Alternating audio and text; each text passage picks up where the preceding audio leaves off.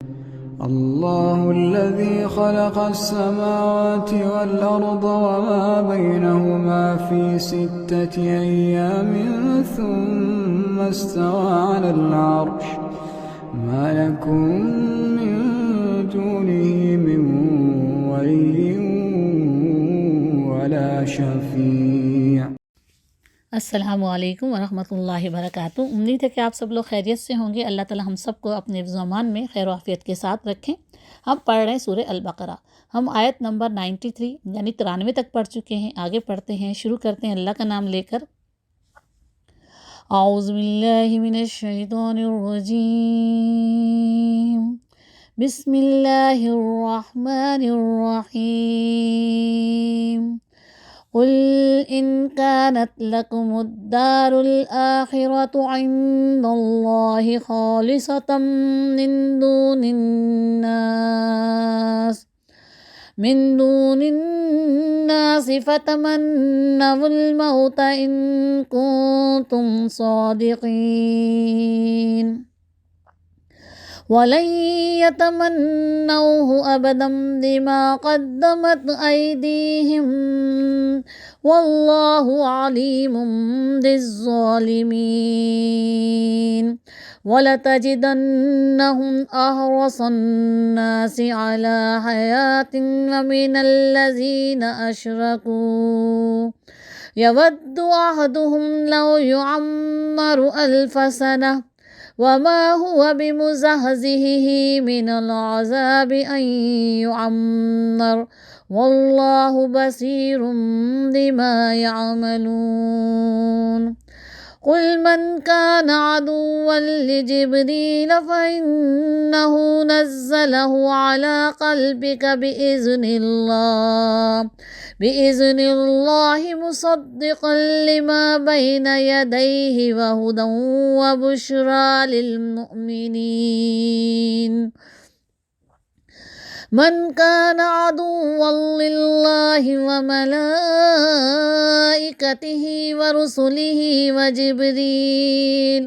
وجبريل وميكال فإن الله عدو للكافرين ولقد أنزلنا إليك آيات بينات وما يكفر بها إلا الفاسقون صدق اللہ العظیم۔ الحمدللہ رب العالمین، نحمدہ ونصلی علی رسولہ الکریم۔ یا رب لک الحمد کما ینبغی لجلال وجہک وعظیم سلطانک، رب اشرح لی صدری ویسر لی امری واحلل عقدۃ من لسانی یفقہوا قولی، رب زدنی علما رب زدنی علما رب زدنی علما، آمین۔ پہلے ہم اس کا ترجمہ پڑھتے ہیں اور پھر جو ہم نے پہلے پڑھا تھا تھوڑا اس کے ساتھ ہم اس کو کنیکٹ کریں گے۔ ان سے کہو کہ اگر واقعی اللہ کے نزدیک آخرت کا گھر تمام انسانوں کو چھوڑ کر صرف تمہارے ہی لیے مخصوص ہے، تب تو تم نے چاہیے کہ موت کی تمنا کرو۔ اگر تم اپنے اس خیال میں سچے ہو، یقین جانو کہ یہ کبھی اس کی تمنا نہ کریں گے، اس لیے کہ اپنے ہاتھوں جو کچھ کما کر انہوں نے وہاں بھیجا ہے، اس کا اقتضا یہی ہے کہ وہ وہاں جانے کی تمنا نہ کریں۔ اللہ ان ظالموں کے حال سے خوب واقف ہے۔ تم انہیں سب سے بڑھ کر جینے کا حریص پاؤ گے، حتیٰ کہ یہ اس معاملے میں مشرکوں سے بھی بڑے ہوئے ہیں۔ ان میں سے تو ایک شخص یہ چاہتا ہے کہ کسی طرح 1000 برس جیے، حالانکہ لمبی عمر بہرحال اسے عذاب سے تو دور نہیں پھینک سکتی۔ جیسے کچھ اعمال یہ کر رہے ہیں، اللہ تو انہیں دیکھ ہی رہا ہے۔ ان سے کہو کہ جو کوئی جبریل سے عداوت رکھتا ہے، اسے معلوم ہونا چاہیے کہ جبریل نے اللہ ہی کے اذن سے یہ قرآن تمہارے قلب پر نازل کیا ہے، جو پہلے آئی ہوئی کتابوں کی تصدیق و تائید کرتا ہے اور ایمان لانے والوں کے لیے ہدایت اور کامیابی کی بشارت بن کر آیا ہے۔ اور اگر جبرائیل سے ان کی عداوت کا سبب یہی ہے تو کہہ دو کہ جو اللہ اور اس کے فرشتوں اور اس کے رسولوں اور جبرائیل اور میکائیل کا دشمن ہے، اللہ ان کافروں کا دشمن ہے۔ ہم نے تمہاری طرف ایسی آیات نازل کی ہیں جو صاف صاف حق کا اظہار کرنے والی ہیں، اور ان کی پیروی سے صرف وہی لوگ انکار کرتے ہیں جو فاسق ہیں۔ اس سے پہلے جو ہم نے پڑھا تھا، اللہ رب العالمین نے ہمیں بتایا تھا، یہاں پر یہودیوں کے بارے میں ہی جو ذکر ہو رہا ہے، بنی اسرائیل کا وہی ذکر چل رہا ہے۔ اللہ تعالیٰ نے بتایا ہمیں کہ ان کی طرف ایک کتاب آئی ہے اللہ کی طرف سے، یعنی قرآن پاک اللہ تعالیٰ نے پیغمبر صلی اللہ علیہ وسلم پر نازل کیا، اور اس کے ساتھ ان کا کیا برتاؤ ہے کہ یہ کتاب جو ہے وہ اسی کتاب کی تصدیق کرتی جو ان کے پاس پہلے سے موجود ہے، یعنی تورات، زبور، انجیل، یہ کتاب جو ہے قرآن، یہ ان کی بھی تصدیق کرتی کہ وہ کتابیں اللہ ہی کی طرف سے نازل کی گئی تھیں، اور ان میں ان کا اور اس کتاب کا ایک ہی مقصد ہے کہ کہو اللہ ایک ہے، صرف ایک اللہ کی بندگی کرو، رسولوں اور پیغمبروں کی اطاعت کرو۔ اللہ تعالیٰ کہتے ہیں کہ اس سے پہلے جب یہ کتاب نازل نہیں ہوئی تھی اور جب پیغمبر صلی اللہ علیہ وسلم کو نبوت عطا نہیں کی گئی تھی، اس سے پہلے یہ لوگ یہودی خود اس بات کی دعائیں مانگا کرتے تھے کہ اللہ کے جو ہے آخری پیغمبر جس کا ذکر ہماری کتابوں میں ہے کہ آخری پیغمبر آئے گا، اسے آپ اس دنیا میں بھیج دیجئے، ہمارے ہوتے ہوئے بھیج دیجئے، تاکہ ہم اس کے ساتھ مل کر یہ جو کفار ہیں، جو کہ عرب جو کفار ہیں، ان کے مقابلے میں ہم ان کے ساتھ مل کر جو ہے غلبہ حاصل کریں اور ہمیں فتح اور نصرت حاصل ہو۔ مگر وہ چیز آ گئی، یعنی قرآن آ گیا، اور پیارے نبی حضرت محمد مصطفیٰ صلی اللہ علیہ وسلم کو اللہ تعالیٰ نے جب آخری پیغمبر کے حیثیت سے چنا تو انہوں نے پہچان بھی لیا اور پھر انکار بھی کر دیا۔ اللہ تعالیٰ کہتے ہیں ایسے منکرین پر جو کہ اس بات کا انکار کر رہے ہیں کہ پیغمبر صلی اللہ علیہ وسلم اللہ کے آخری پیغمبر ہیں اور یہ کتاب اللہ کی طرف سے نازل کی گئی ہے، ان پر اللہ کی لعنت ہے۔ کیسا برا ذریعہ ہے جس کے ذریعے اپنے نفس کی جو ہے وہ تسکین حاصل کرتے ہیں۔ اللہ تعالیٰ کہتے ہیں یہ کتاب تو نازل کی گئی ہے ہدایت کے لیے، اس کو قبول کرنے سے انکار کیوں کر رہے ہیں وہ لوگ؟ صرف ضد کی بنا پر۔ کیا ضد تھا، کیا حسد تھا، وہ میں پہلے آپ لوگوں کو بتا چکی تفصیل سے کہ ان کا ضد اور حسد یہ تھا کہ آخری پیغمبری بنی اسرائیل میں سے کیوں نہیں آیا، اللہ نے آخری پیغمبر کو بنی اسماعیل میں سے کیوں چنا، یہ فضیلت کیوں اس قوم کو دی گئی، فضیلت ہمیں ملنی چاہیے تھے، ہمیں اس میں بھی، لیکن اللہ تعالیٰ نے اس فضیلت کو ان کو دینے سے کیوں جو ہے وہ ہاتھ کھینچ لیا؟ کیوں اللہ تعالیٰ نے بنی اسماعیل میں پیغمبر صلی اللہ علیہ وسلم کو مبعوث کیا؟ کیونکہ اللہ تعالیٰ ان کو اپنی نعمتیں یاد دلا رہے ہیں کہ تمہیں فضیلت دی گئی ایک لمبے عرصے تک، حضرت یعقوب علیہ السلام سے لے کر حضرت عیسیٰ علیہ السلام تک بنی اسرائیل کو ہی اس معاملے میں فضیلت دی گئی کہ ان کو تمام دنیا کی قوموں پر فضیلت عطا کی کہ پے در پہ ان میں پیغمبر بھیجے گئے۔ لیکن جب تم نے نہیں مانا، جب تم انکار کرنے پر آ گئے، شرک میں مبتلا ہو گئے، تو اللہ نے تم سے یہ اعزاز چھین لیا، اور یہ اعزاز اب بنی اسماعیل کو عطا کیا، اور محمد مصطفیٰ صلی اللہ علیہ وسلم کو آخری پیغمبر جو ہے منتخب کیا۔ اب وہ جو تھے اس بنا پر ضد میں آ گئے، حسد میں آ گئے کہ ہم تو نہیں مانیں گے۔ تو اللہ تعالیٰ کہتے ہیں پھر جب ان سے کہا جاتا ہے کہ جو چیز اللہ نے نازل کی ہے اس پر ایمان لائے، تو وہ کہتے ہیں کہ ہم صرف اس پر ایمان لائیں گے جو کہ بنی اسرائیل میں نازل کی گئی، بنی اسرائیل کے باہر جو کچھ نازل ہوا ہم اسے نہیں مانیں گے، یعنی بنی اسرائیل کے باہر کسی اور قوم میں اللہ نے کوئی پیغمبر مبعوث کیا یا کوئی کتاب بھیجی، ہم اسے نہیں مانیں گے، ہم اسے ماننے سے انکار کرتے ہیں۔ اللہ تعالیٰ کہتے ہیں یہ تو حق ہے، اور اس سچائی کو ماننے سے انکار کریں، یہ وہ حق ہے، وہ سچائی جو ان کے پاس پہلے سے موجود کتابوں کی تصدیق کر رہی ہے، تائید کر رہی ہے، اور جو ان کو بتا رہی ہے کہ پہلی کتابیں بھی اللہ کی طرف سے تھی اور یہ کتاب بھی اللہ کی طرف سے ہے۔ اچھا ان سے کہو اگر تم اس تعلیم پر ایمان رکھنے والے ہو جو تمہارے یہاں آئی تھی، یعنی جو سب سے پہلے تمہارے پاس موجود ہیں، تورات، زبور، انجیل، جو کتابیں تمہارے پاس پہلے سے موجود ہیں، تو اس سے پہلے تم نے اللہ کے پیغمبروں کو کیوں قتل کیا جو کہ خود بنی اسرائیل میں پیدا ہوئے تھے؟ انہیں کیوں قتل کرتے رہے تھے؟ کیوں انہیں جھٹلاتے رہے تھے؟ اب اللہ سوال کر رہے ہیں نا کہ واقعی تم سچے ہو، تم کہتے ہو ہم اسی کتابوں کو مانتے ہیں، انہی پیغمبروں کو مانتے ہیں جو کہ بنی اسرائیل میں آئے تھے، تو پھر تم نے پیغمبروں کو ناحق قتل کیوں کیا؟ کیوں انہیں جھٹلایا؟ کیوں شرک میں مبتلا ہوئے؟ اللہ تعالیٰ کہتے ہیں حضرت موسیٰ علیہ السلام کیسی روشن روشن نشانیوں کے ساتھ تمہارے پاس اللہ نے انہیں بھیجا، پھر تم ایسے ظالم تھے کہ انہوں نے جب اللہ کے ساتھ ملاقات کے لیے کوہ طور پر گئے تو تم نے پیٹھ پیچھے بچڑے کو معبود بنا لیا، اور پھر اللہ تعالیٰ نے تمہارے اوپر کوہ طور کو اٹھا کر تم سے عہد لیا تھا کہ جو ہدایات تمہیں دی جا رہی ہیں، جو شریعت تمہیں عطا کی جا رہی ہے، تم اس پر سختی کے ساتھ پابندی کرو گے اور کان لگا کر سنو۔ لیکن تمہارے اسلاف نے کیا کہا، تمہارے بزرگوں نے، تمہارے پہلے سے گزرے ہوئے لوگوں نے کیا کہا؟ ہم نے سن لیا مگر ہم مانیں گے نہیں، سمعنا وعصینا، انہوں نے کہا ہم نے سن تو لیا لیکن ہم مانیں گے نہیں۔ اور پھر اس باطل پرستی کا یہ حال تھا کہ بچڑا ان کے جو تھا دل میں بسا ہوا تھا، تو اسی لیے اللہ تعالیٰ نے پھر انہیں گائے کو قربان کرنے کا، ذبح کرنے کا حکم دیا تھا، جس میں انہوں نے بہت ساری حیل و حجت کی تھی، بہت سارے جو ہے سوالات کیے تھے، یعنی وہ اس گائے کو ذبح کرنے پر تیار نہیں تھے۔ اس کا مطلب ہے کہ ان کے دلوں میں ابھی تک بھی بچڑا بسا ہوا تھا۔ اللہ تعالیٰ کہتے ہیں اگر تم مومن ہو تو یہ عجیب ایمان ہے کہ ایسی بری حرکات کا تمہیں حکم دیتا ہے۔ اگر تم واقعی مومن ہو، تم ایمان رکھنے والے ہو، تو پھر تم خلاف شریعت کام کیوں کر رہے ہو؟ کیوں ایسے کام کرو جن کا حکم تمہیں اللہ نے نہیں دیا ہے، بلکہ جن کاموں سے اللہ نے تمہیں روکا ہے تم وہی کام کرو۔ اب تم اس پیغمبر کو اور اللہ کی آیتوں کو ماننے سے کیوں انکار کرو؟ اگر تم واقعی ایمان والے ہو تو اس پر بھی ایمان لے آؤ کہ یہ اللہ کی طرف سے نازل کردہ ہے اور یہ پیغمبر بھی اللہ کی طرف سے مبعوث کیا گیا ہے، یعنی حضرت محمد مصطفیٰ صلی اللہ علیہ وسلم۔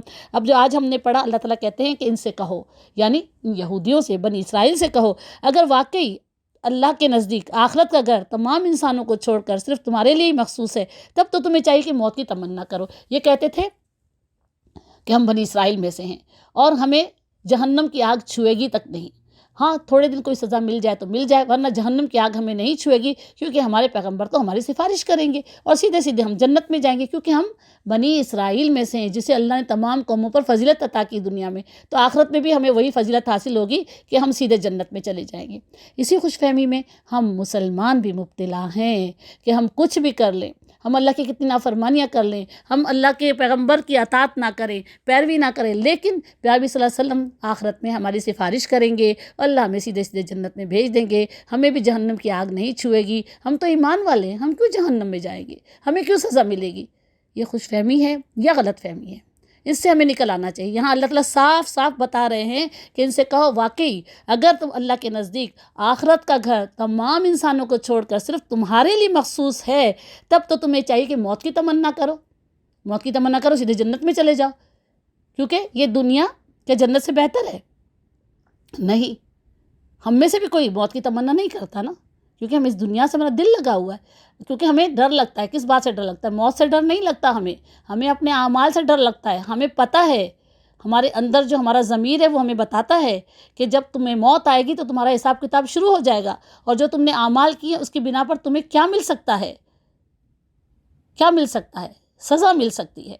اگر اچھے اعمال کیے ہیں، نیک عمل کیے ہیں، اور تمہیں لگتا ہے کہ انہی نیک اعمال کی بنیاد پر تم جنت میں جاؤ گے، اللہ تمہیں جنت میں داخل کر دے گا، تو پھر موت کی تمنا کرو، کیونکہ جنت تو اس دنیا سے کئی ہزار گنا بہتر ہے۔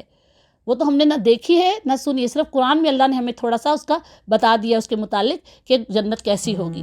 ہمیں ابھی تک جو ہے اس کے متعلق کوئی بھی صحیح بات جو ہے علم نہیں ہے، تو ہمیں چاہیے کہ ہم جو ہے اللہ تعالیٰ کہتے ہیں کہ اگر واقعی تم سچے ہو اس معاملے میں کہ تمہارے لیے آخرت کا گھر ہے اور جنت تمہارے لیے ہی ہے، تو پھر تم آخرت کی لیے موت کی تمنا کرو، تاکہ موت آئے اور تم سیدھے کے سیدھے جنت میں چلے جاؤ، عیش کی زندگی گزارو۔ اس دنیا کی زندگی تو زیادہ بہتر ہے وہ جنت کی زندگی، لیکن اللہ تعالیٰ کہتے ہیں کہ تم اپنے خیال میں سچے ہو تو موت کی تمنا کرو اور سیدھے جنت میں چلے جاؤ۔ یقین جانو کہ یہ کبھی اس کی تمنا نہیں کریں گے، اس لیے کہ اپنے ہاتھوں جو کچھ کما کر انہوں نے وہاں بھیجا ہے اس کا اقتضا یہی ہے کہ وہاں جانے کی تمنا نہ کریں۔ اللہ ان ظالموں کے حال سے خوب واقف ہے۔ اللہ تعالیٰ کہتے ہیں کہ جو کچھ انہوں نے اپنے ہاتھوں کمایا ہے، یعنی جو انہوں نے برے اعمال کیے ہیں، جو اللہ کی نافرمانیاں کی ہیں، جو انہوں نے اللہ کے پیغمبروں کو تکلیفیں پہنچائی ہیں، انہیں قتل تک کر دیا ہے، یہ جو کچھ انہوں نے اپنے ہاتھوں سے کمائی کی ہے، برے اعمال کمائے ہیں، اس کا تقاضا تو یہی ہے کہ یہ وہاں جانے کی تمنا نہ کریں، یعنی موت کی تمنا نہ کریں۔ اور اللہ تعالیٰ کہتے ہیں کیونکہ اگر وہ موت کی تمنا کریں گے، انہیں موت آ گئی تو پھر کیا ہوگا؟ جنت تو نہیں ملے گی، جو کچھ انہوں نے کیا ہے پھر تو ان کو سزا ملے گی، اور اس بات کو وہ خوب اچھی طرح جانتے تھے، لیکن بڑی خوش فہمی میں مبتلا تھے۔ تو اللہ تعالیٰ کہتے ہیں اللہ ان ظالموں کے حال سے خوب واقف ہے کہ ان کا حال کیا ہے۔ یہ ظالم ہیں، انہوں نے اپنے نفس پر ظلم کیا، انہوں نے اللہ کے نبیوں پر، اللہ کے بندوں پر ظلم کیا، اور اپنی جانوں پر کیا ظلم کیا کہ انہوں نے شرک کرنا شروع کر دیا، کفر کرنا شروع کر دیا، اللہ کے پیغمبروں کو نہیں مانا، اللہ کی آیتوں کو جھٹلا دیا۔ تم ہی سب سے بڑھ کر حریص جینے کا حریص پاؤ گے۔ اللہ تعالیٰ کہتے ہیں تم انہیں، یہ جو یہودی ہیں یا عیسائی ہیں، ان کو تم بنی اسرائیل کو سب سے بڑھ کر جینے کا حریص پاؤ گے۔ انہیں زندہ رہنے کی زیادہ لالچ ہے، انہیں زندہ رہنے کی، اس دنیا میں لمبی عمر گزارنے کی زیادہ لالچ ہے، اس کی زیادہ حریص ہے، اس لالچ میں مبتلا ہے کہ ہم اس دنیا میں زیادہ سے زیادہ وقت گزاریں، حتیٰ کہ اس معاملے میں مشرکوں سے بھی بڑے ہوئے۔ اللہ تعالیٰ کہتے ہیں وہ جو مشرک ہے، جو کہ کفار مکہ اور مشرکین مکہ تھے، ان سے بھی اس معاملے میں زیادہ آگے بڑھے ہوئے ہیں کہ ہمیں اور لمبی عمر ملے اور لمبی عمر ملے۔ ان میں سے ایک ایک شخص یہ چاہتا ہے کہ کسی طرح 1000 برس جیے۔ ہم بھی یہی چاہتے ہیں کہ ہم کسی طرح سے ہماری عمر لمبی ہو، ہماری عمر کم نہ ہو، اور ہماری لمبی عمر ہو، اس میں ہمیں صحت بھی ہو، ہماری تندرستی بھی ہو، ہمیں مال بھی ہو، ہمارے اولاد بھی ہو، بڑی چین اور آسانی کی زندگی ہم یہاں گزاریں۔ اللہ تعالیٰ کہتے ہیں کہ حالانکہ لمبی عمر بہرحال اسے عذاب سے تو دور نہیں پھینک سکتی، جیسے کچھ یہ اعمال کر رہے ہیں، اللہ تو انہیں دیکھ رہا ہے۔ اللہ تعالیٰ کہتے ہیں لمبی عمر چاہے جتنی بھی ہو، اگر تمہارے اعمال درست نہیں ہیں تو تم عذاب سے نہیں بچ سکتے، تم عذاب سے دور نہیں رہ سکتے، کیونکہ جو کچھ تم اعمال کر رہے ہو اللہ تو تمہیں دیکھ ہی رہا ہے۔ کسی کی بھی لمبی عمر ہو اسے عذاب سے دور نہیں کر سکتی اگر وہ نیک عمل نہیں کر رہا ہے، اگر اس نے اللہ پر، اللہ کے رسولوں پر ایمان وہ نہیں لایا ہے، اگر اس نے اللہ کے حکم کے مطابق اپنی زندگی نہیں گزاری ہے۔ جنت تو صرف اسے ملے گی چاہے اس کی عمر کوئی چھوٹی کیوں نہ ہو۔ چاہے وہ 20 سال ہی جیا ہو، 25 سال ہی جیا ہو، 30 سال ہی جیا ہو، لیکن اگر اس نے اپنی وہ زندگی اللہ کے حکم کے مطابق گزاری ہو، اللہ کے رسولوں کی پیروی کرتے ہوئے گزاری ہو، اللہ کی کتابوں کے احکامات کے مطابق اللہ کی فرما برداری اختیار کرتے ہوئے زندگی گزاری ہو، تو وہ جنت میں جائے گا، چاہے اس کی عمر اس دنیا میں چھوٹی ہی کیوں نہ ہو۔ اور جس کی لمبی عمر ہے، اگر اس نے بھی اللہ کے حکم کے مطابق اپنی زندگی گزاری ہے تو یقیناً وہ بھی جنت کا حقدار ہوگا۔ لیکن لمبی عمر بہرحال عذاب سے تو نہیں بچا سکتی نا۔ اس لمبی عمر میں اگر اللہ کو قبول نہیں کیا، اللہ پر ایمان نہیں لائے، منکر بن کر رہے، مشرک بن کر رہے، منافق بن کر رہے، اللہ کی نافرمانی والے کام کرتے رہے، تو کیا پھر ہم جنت میں جا سکیں گے؟ چاہے ہم 100 سال اس دنیا میں کیوں نہ جئیں، لیکن وہ 100 سال کی زندگی میں ہم نے ہر کام اللہ کے حکم کی نافرمانی کا کیا، اپنے ایمانوں میں خلل ڈالتے رہے، مشرکانہ افعال کرتے رہے، بدعات اختیار کرتے رہے، اللہ کے آیاتوں کا انکار کرتے رہے، نافرمانیاں کرتے رہے، تو پھر کیا ہم جنت کے حقدار ٹھہرائے جا سکتے ہیں؟ لمحہ فکریہ ہے۔ ان قرآن کی آیاتوں کی روشنی میں یہ صرف بنی اسرائیل کے لیے آیتیں نہیں ہیں، اس میں ہمیں اپنا آپ بھی دیکھنا ہے، اپنے وجود کا جائزہ بھی لینا ہے، اپنے اعمال کا جائزہ بھی لینا ہے۔ یہ قرآن تو ہمیں آئینہ دکھاتا ہے کہ دیکھو اپنی خوبیوں اور خامیوں کو تلاش کر لو۔ جو بنی اسرائیل کی باتیں آپ کو اللہ تعالیٰ کھول کھول کر بتا رہے ہیں، دیکھو کیا وہی حرکات تم تو نہیں کر رہے ہو؟ کیا امت محمدی میں بھی یہی ساری چیزیں تو نہیں آ گئی ہیں؟ اپنا جائزہ لینا ہے۔ قرآن کا ترجمہ صرف اس لیے نہیں سننا ہے کہ ہمیں پتہ چلے قرآن میں کیا ہے، قرآن کا ترجمہ اس لیے سننا ہے کہ ہمیں اپنا جائزہ لیتے ہوئے اپنے آپ کو سیدھے راستے پر قائم کرنا ہے، جو گناہ ہم نے کیے، جو غلطیاں کی، ان کو چھوڑ دینا ہے، اللہ سے معافی مانگنی ہے، توبہ استغفار کرنی ہے، بے شک وہ بڑا غفور الرحیم اور معاف کرنے والا ہے، اور سیدھے راستے پر اللہ کی فرما برداری اختیار کرتے ہوئے اپنی زندگی گزارنی ہے۔ تو اللہ تعالیٰ کہتے ہیں لمبی عمر تمہیں عذاب سے نہیں بچا سکتی، اللہ تو دیکھ ہی رہا ہے۔ ان سے کہو کہ جو کوئی جبریل سے عداوت رکھتا ہے، اسے معلوم ہونا چاہیے کہ جبریل نے اللہ ہی کے اذن سے یہ قرآن تمہارے قلب پر نازل کیا ہے۔ اللہ تعالیٰ کہتے ہیں کہ ان سے کہو کہ تم جبریل سے عداوت رکھتے ہو، دشمنی رکھتے ہو۔ کیوں رکھتے تھے جبریل سے عداوت اور دشمنی؟ کیونکہ انہیں یہ علم تھا کہ پیغمبر صلی اللہ علیہ وسلم کے پاس قرآن کی آیتیں کون لے کر آتا ہے؟ وحی کے ذریعے۔ حضرت جبرائیل علیہ السلام کا یہ کام تھا کہ وہ اللہ کا پیغام وحی کے ذریعے پیغمبر صلی اللہ علیہ وسلم پر لاتے تھے، پیغمبر صلی اللہ علیہ وسلم کو پیش کرتے تھے، پیغمبر صلی اللہ علیہ وسلم پر وحی کیا کرتے تھے، تو انہیں حضرت جبرائیل علیہ السلام سے بھی دشمنی ہو گئی کہ یہی ہے جو اللہ کا پیغام جو ہے وہ حضرت جبرائیل علیہ السلام کو حضرت محمد مصطفیٰ صلی اللہ علیہ وسلم کو لا کر سناتا ہے، اور یہی جو ہے اس نے ہماری کتابیں ہیں ان کو پس پش ڈال دیا ہے، اور اب یہ ایک نئی کتاب آ گئی ہے، اور اسی وجہ سے وہ حضرت جبرائیل علیہ السلام سے دشمنی رکھتے تھے۔ وہ کہتے تھے یہ رحمت کا فرشتہ نہیں ہے، یہ عذاب کا فرشتہ ہے، کیونکہ اس قرآن میں جب اللہ رب العالمین بنی اسرائیل کو ان کی تمام خامیاں بتاتے ہوئے انہیں بتا رہے ہیں کہ تم عذاب کے مستحق ہو جاؤ گے، جو کام تم نے کیے، تم نے شرک اختیار کر لیا، تم نے اللہ کی آیتوں کے خلاف کفر اختیار کر لیا، تم نے اپنے پیغمبروں کو قتل کیا، تو تم عذاب کے مستحق ہو۔ تو وہ کہتے تھے یہ جو فرشتہ ہے یہ تو ہر دفعہ ہمیں عذاب کی خبر ہی دیتا ہے، ہمیں تو کوئی خوشخبری نہیں سناتا ہے اللہ کی رحمت کی۔ اللہ تعالیٰ کہتے ہیں رحمت کی خوشخبری تو اس کے لیے ہے نا جو ایمان قبول کر لے، جو اللہ کی بات مان لے۔ تم اللہ کے پیغمبر کو، آخری نبی کو مان نہیں رہے ہو، اللہ کی اس کتاب کو مان نہیں رہے ہو، اور اس سے پہلے جو حرکتیں تم کر چکے ہو، تو اس کے باوجود تم چاہتے ہو کہ اللہ تمہیں جنت کی خوشخبری دے؟ کیسے ہو سکتا ہے؟ اللہ کا قاعدہ قانون تمہارے لیے بدل تو نہیں سکتا، اللہ کی سنت تو بدل نہیں سکتی، لا تبدیل لکلمات اللہ، اللہ کے کلمات تبدیل نہیں ہو سکتے، لا تبدیل لسنت اللہ، اللہ کی سنت تبدیل نہیں ہو سکتی۔ صرف تمہارے لیے کیا اللہ اپنا قاعدہ قانون تبدیل کر لیں گے کہ تم بنی اسرائیل ہو، اللہ کے چہیتے ہو؟ کوئی اللہ کا چہیتا نہیں ہے۔ اللہ کا چہیتا صرف وہ ہے جو اللہ کی فرما برداری کرتے ہوئے اس قرآن کے مطابق، پیغمبر صلی اللہ علیہ وسلم کی سنتوں کے مطابق اپنی زندگی گزارے گا۔ تم تو بنی اسرائیل وہ تھے جنہوں نے اپنی کتابوں میں تحریف کر دی، اپنی کتاب کے کچھ حصوں کو مانتے تھے، کچھ حصوں کو نہیں مانتے تھے، اور پھر تم لوگوں نے اللہ کی جو ہے ایک شرک شروع کر دیا اللہ کے ساتھ۔ تو اللہ تعالیٰ تو شرک کو کبھی معاف نہیں کریں گے۔ جس شخص نے اس دنیا میں شرک سے، کفر سے، منافقت سے، اللہ کی نافرمانی سے توبہ نہیں کی، اس کی معافی ہونا مشکل ہے۔ شرک کو تو اللہ بالکل بھی معاف نہیں کریں گے۔ کفر کا تو ہمیں پتہ ہے، کافر جو ہے وہ تو اللہ کو مانتا ہی نہیں ہے، اس کی تو معافی اور نامعافی کا کوئی سوال ہی پیدا نہیں ہوتا، اس کے لیے تو ہے ہی جہنم۔ اگر اس نے دنیا میں توبہ کرتے ہوئے ایمان لے آیا تو اس کی معافی ہو سکتی ہے۔ شرک کا بھی یہی حال ہے کہ ان الشرک لظلم عظیم، شرک ایک بہت بڑا ظلم ہے جو انسان اپنے ساتھ کرتا ہے، وہ ظلم اپنے آپ کو آخرت کی سزا کے لیے تیار کرتا ہے۔ اللہ شرک کو معاف نہیں کریں گے، باقی اللہ تعالیٰ جو چاہے معاف کر سکتے، شرک کو اللہ تعالیٰ معاف نہیں کریں گے۔ تو ہمیں اپنے آپ کو وہ مشرکانہ عقائد جو ہمارے ابھی مسلمانوں کے اندر بہت پھیلے ہوئے ہیں، ان سب کو اپنے اندر سے نکالنا ہوگا، ان سب سے دور رہنا ہوگا، توبہ کرنی ہوگی، دوبارہ سے ایمان کی تجدید کرنی ہوگی۔ ہم نے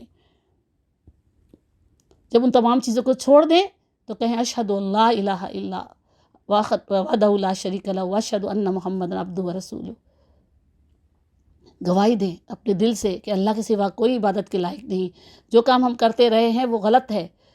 ہم کبھی پیروں مزاروں پہ چلے جاتے، فقیروں کے پاس چلے جاتے، کسی بی بی بابا کے پاس چلے جاتے، کبھی کچھ چلے جاتے، اپنی حاجات لے کر، اپنی ضرورتیں لے کر۔ اللہ کے سوا کون ہے؟ کون ہے اللہ کے سوا جو ہماری مدد کر سکتا ہے، ہماری حاجتیں پوری کر سکتا ہے؟ اپنا جائزہ لے اور ان تمام اعمال کو چھوڑ دے جن کی معافی نہیں ہے۔ اللہ تعالیٰ کہتے ہیں کہ یہ قرآن جو ہے اللہ تعالیٰ نے جبریل ہی کے ذریعے سے، یہ اللہ کے حکم سے ہی نازل ہو رہا ہے نا قرآن۔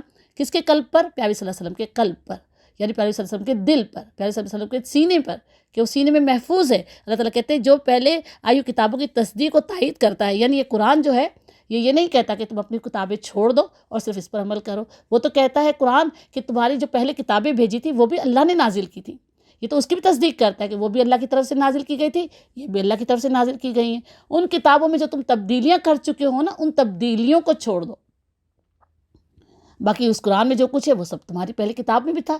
مین جو بنیادی جو چیز تھی وہ یہی تھی کہ کہو اللہ ایک ہے، اللہ ہر شرک سے پاک ہے، اور ان کے پیغمبروں کی جو ہے وہ پیروی کرو، اللہ کے پیغمبروں کو اللہ کا پیغمبر مانتے ہوئے ان پر ایمان لاتے ہوئے اللہ کے پیغمبروں کی پیروی کرو، اللہ نے جو کتابیں نازل کی ہیں ان سب پر ایمان لاؤ، اپنی آخرت پر ایمان رکھو کہ آخرت کا دن آنے والا ہے، قیامت آئے گی، ہمارا حساب کتاب ہوگا، اللہ کے حضور پیش کیے جائیں گے، اور جو کوئی اس پر ایمان نہیں لائے گا اس کا ایمان مکمل نہیں ہے، اور ایمان لانے والوں کے لیے ہدایت اور کامیابی کی بشارت بن کر آیا ہے۔ اللہ تعالیٰ کہتے ہیں یہ قرآن جو ہے صرف ان کے لیے ہدایت اور کامیابی کی بشارت لے کر آتا ہے جو اس پر ایمان لاتے ہیں، جو اس کو مان لیتے ہیں، ان کے لیے اللہ تعالیٰ کہتے ہیں ایمان لانے والے، جو اللہ پر ایمان لائے، اللہ کے رسولوں پر، اللہ کی کتابوں پر، ان تمام باتوں پر جو ایمان لاتا ہے، اللہ تعالیٰ کہتے ہیں اس کے لیے یہ ہدایت ہے، کیونکہ جو ایمان لائے گا اس کو پڑھے گا، اس کو سمجھے گا، تو پھر اس کو کیا ملے گا؟ لا ریب فی ھدی للمتقین، ذالک الکتاب لا ریب فی ھدی للمتقین۔ جو ہم قرآن میں جب شروع کرتے ہیں تو ہم کیا پڑھتے ہیں؟ اہدنا الصراط المستقیم، اللہ سے مانگ رہے ہوتے ہیں اے اللہ میں سیدھا راستہ دکھا، تو جواب کیا ملتا ہے؟ ذالک الکتاب لا ریب فی ھدی للمتقین، یہ وہ کتاب جس میں کوئی شک نہیں اور اس میں ہدایت ہے متقین کے لیے۔ کون متقی؟ وہ جو پرہیزگاری کی زندگی گزارتے ہیں، جو اپنے آپ کو گناہوں سے، اللہ کی نافرمانیوں کے کاموں سے بچاتے ہوئے، شرک، کفر، منافقت سے اور تمام بدعات سے بچاتے ہوئے اللہ کی فرما برداری کرتے ہیں، اس قرآن کو سمجھ کر پڑھتے ہوئے اس پر عمل کرتے ہیں۔ اللہ تعالیٰ کہتے ہیں ان کے لیے کامیابی کی بشارت ہے، دنیا کی بھی اور آخرت کی بھی، اور سب سے بڑی جو کامیابی ہے وہ کیا ہے؟ وہ ہے آخرت کی کامیابی، ذالک الفوز الکبیر، سب سے بڑی کامیابی جو ہے وہ ہے آخرت کی کامیابی، جنت کی بشارت، جنت کی خوشخبری، آخرت میں اللہ کا دیدار، نبی صلی اللہ علیہ وسلم کی شفاعت، یہ سب چیزیں آخرت کی کامیابی، سب سے بڑی کامیابی۔ دنیا سے زیادہ آخرت کا گھر جو ہے متقین کے لیے بہترین ہے۔ اللہ تعالیٰ قرآن میں کہتے ہیں نا، دنیا سے زیادہ آخرت کا گھر متقین کے لیے بہترین گھر ہے۔ اللہ تعالیٰ کہتے ہیں اگر جبرائیل سے ان کی عداوت کا سبب یہی ہے تو کہہ دو کہ جو اللہ اور اس کے فرشتوں اور اس کے رسولوں اور جبرائیل میکائیل کے دشمن ہیں، اللہ ان کافروں کا دشمن ہے۔ اللہ تعالیٰ کہتے ہیں یہ حضرت جبرائیل علیہ السلام سے صرف اسی وجہ سے دشمنی رکھتے ہیں کہ وہ ہمیں عذاب کی خبریں دیتا ہے، وہ ہمیں ڈراتا ہے، وہ ہمیں بتاتا ہے کہ تم ایسا کرو گے تو ایسا ہوگا، ایسا، کیونکہ قرآن حضرت جبرائیل علیہ السلام تو نہیں نازل کر رہے تھے، نہیں تو اللہ کے حکم سے نازل ہو رہا تھا نا، اللہ کے حکم سے وہ لے کر آتے تھے آیتیں، اور اللہ ہی انہیں ڈرا رہے تھے، لیکن وہ کیا کہتے تھے کہ نہیں، جبرائیل یہ آیتیں لے کر آتے ہیں اور جبرائیل ہمیں ڈراتے ہیں، ہمیں عذاب کی جو ہے وہ خبریں سناتے ہیں۔ تو اللہ تعالیٰ کہتے تھے کہ وہ کہتے، اللہ تعالیٰ بتا رہے کہ وہ کہتے تھے کہ یہ رحمت کا فرشتہ نہیں ہے، یہ تو عذاب کا فرشتہ ہے، ہر وقت ہمیں عذاب کی خبریں دیتا ہے، اور اسی بنا پر یہ ان سے دشمنی رکھتے تھے۔ اور پھر اللہ تعالیٰ کہتے ہیں کہ جو اللہ اور اس کے فرشتوں، اس کے رسولوں، جبرائیل اور میکائیل کے دشمن ہیں، اللہ ان کافروں کا دشمن ہے۔ اللہ تعالیٰ نے یہاں ان کو کافر کہہ دیا کیونکہ وہ اللہ کی بات کو ماننے کو تیار نہیں تھے، اللہ کے آخری پیغمبر کو ماننے کو تیار نہیں تھے، اللہ کی اس کتاب کو ماننے کو تیار نہیں تھے، کفر کا رویہ انہوں نے اختیار کر لیا تھا۔ حالانکہ وہ اللہ کو مانتے تھے لیکن شرک اختیار کر چکے تھے، لیکن جب انہوں نے اللہ کی اس بات کو نہیں مانا کہ آخری پیغمبر جو حضرت محمد مصطفیٰ صلی اللہ علیہ وسلم ہیں، یہ قرآن اللہ کی طرف سے نازل کردہ قرآن ہے، کتاب ہے، تو پھر وہ کافر کہلائے، اللہ انہیں کافر کہہ رہے ہیں کیونکہ انہوں نے کفر کا رویہ اختیار کر لیا، حالانکہ وہ تو اللہ کو مانتے تھے نا، لیکن رویہ ان کا کیا تھا؟ کافرانہ۔ منکرانہ، تو اللہ تعالیٰ ان کو یہاں پر کافر کہہ کر پکار رہے ہیں کہ کافروں کا دشمن ہے اللہ تعالیٰ۔